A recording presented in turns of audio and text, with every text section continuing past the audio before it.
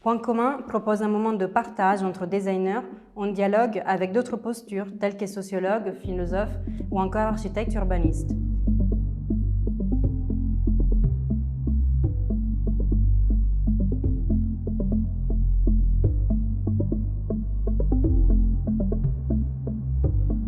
Et le design est là aussi pour ça, pour créer des alternatives à partir de contraintes.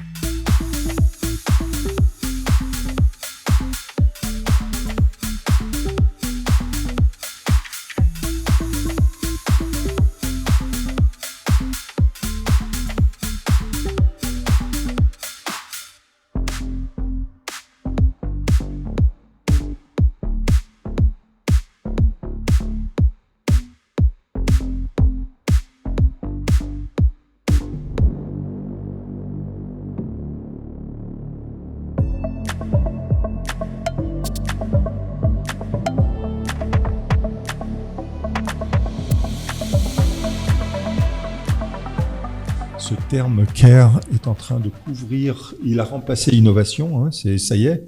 C'est-à-dire que le récit collectif de l'innovation est terminé. Maintenant, on a un récit collectif qui commence, celui du care. Ça veut dire que tout va devoir être traité d'une manière fragile. Je veux dire, il faudrait prendre le risque que la vie est une mise en danger. Sinon, simplement, on ne vit pas et on est domestiqué.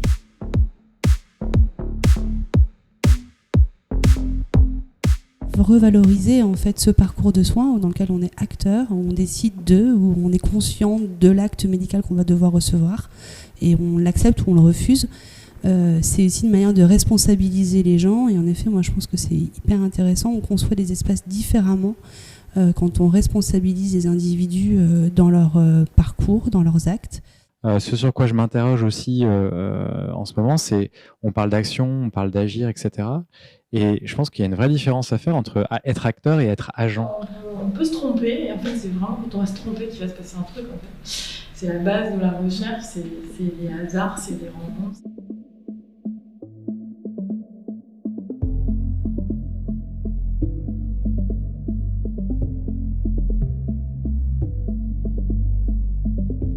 Le sens premier de commun, ça peut être le commun, le banal. Et après, il y a aussi le commun, ce qui appartient à l'ensemble. Avec Christophe, on s'est dit que le commun, c'est ce qui nous relie tous, qu'on le veuille ou non. En fait, il était important aussi de pouvoir transmettre ce qu'on avait pu réaliser avec les déchets, de se rendre compte en fait, de ce que ça représentait dans le quotidien. Et on voulait à ce moment-là proposer un atelier pour des enfants.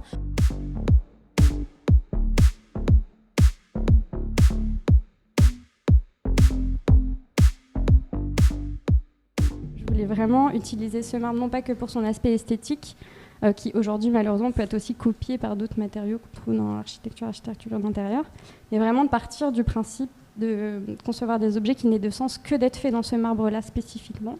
En fait, c'est extrêmement narratif, ce genre de procédé, et ça me rappelait du coup, je ne sais pas si vous connaissez la pensée sauvage de Lévi-Strauss, mais dans lequel il définit des archétypes de l'ingénieur et du bricoleur. La ressource, les moyens matériels d'existence. Et du coup, j'avais presque envie d'effacer le terme matériel pour plutôt parler en fait de moyens d'existence en fait.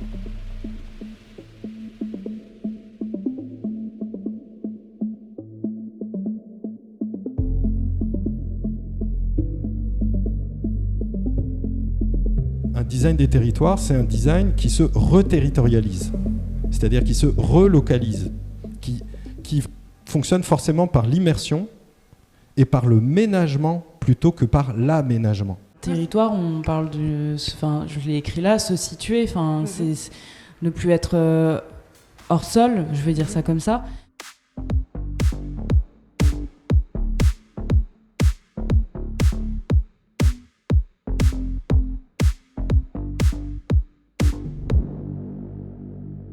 qu'est-ce qui fait un territoire? C'est une pluralité de modes d'existence, à la fois des êtres humains, des non-humains, et d'interactions machinées, c'est-à-dire des choses qui n'ont pas la même nature. On utilise vraiment le design pour réinterroger des questions qui vont se relever à l'échelle peut-être nationale ou même régionale. Pour moi, être designer jusqu'au bout, c'est quand même de transformer les diagnostics en forme.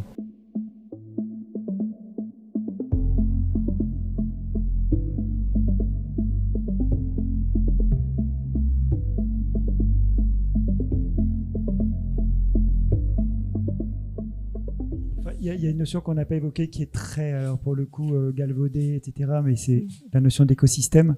Moi, ce qui me semble important, c'est ce qui nous relie. C'est-à-dire, l'écosystème, par définition, c'est le fait que personne ne vit tout seul, en fait. On a besoin des uns et des autres. Et peut-être que les communs se situent à cet endroit-là. Ce qui a aussi généré la création de design commun, c'est aussi du doute sur ce qu'on était capable de comprendre d'un territoire et d'un milieu. Voilà, avec un besoin ressenti collectivement de prendre le temps, de se raconter nos pratiques, de mieux comprendre dans quel cadre on travaillait. Et donc c'est pour ça qu'on peut se rattacher facilement à cette notion des communs, parce que ces 6 thématiques sont assez transversales et permettent de questionner un peu toutes les problématiques qu'on peut rencontrer dans les transitions sociales et sociétales qu'on peut rencontrer aujourd'hui.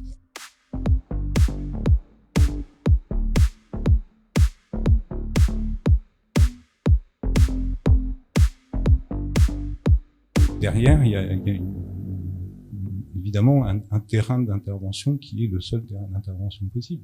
C'est la vie quotidienne et pas effectivement le fait de faire des beaux objets, de faire des choses comme ça, quoi. On écrit notre feuille de route tous les jours sur le design aussi. J'ai toujours besoin effectivement d'être aussi sur le terrain. Je ne peux pas rester tout le temps dans mon ministère. J'aime bien être sur le terrain, écouter les autres, etc. parce que c'est comme ça qu'on se nourrit aussi.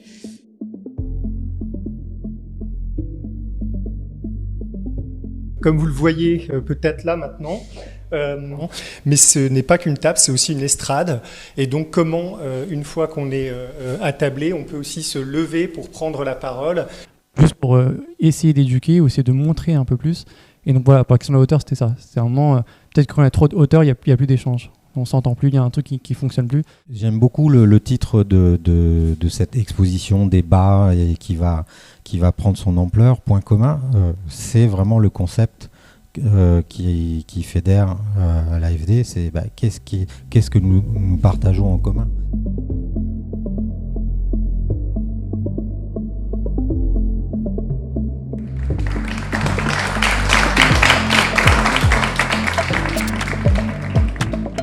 Le projet repose sur l'hypothèse que la création de design graphique, dans sa mise en forme et en espace partagé, peut agir comme facilitateur de processus d'échange et de rencontres, pour analyser, formaliser, formuler et débattre de jeux de société complexes et situés.